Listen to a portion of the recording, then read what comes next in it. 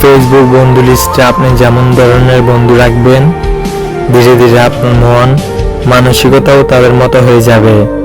যেমন ধরেন, আপনার ফ্রেন্ড লিস্টে যদি এমন মানসিকতার পোলাপান থাকে যারা সবসময় মুভি, গেম এইসব বিষয় নিয়ে স্ট্যাটাস দিতে থাকে, আস্তে আস্তে আপনার মন চাইবে আজ অমুক মুভিটা দেখি, কাল ওইটা দেখি।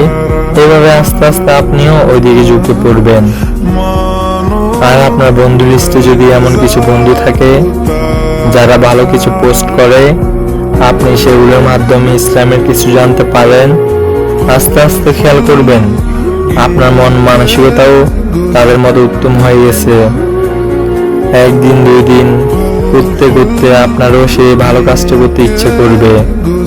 তাই ভালো মানুষের সংস্পর্শে থাকুন, দেখবেন আপনার মন মানসিকতাও অনেক সুন্দর হয়ে গেছে।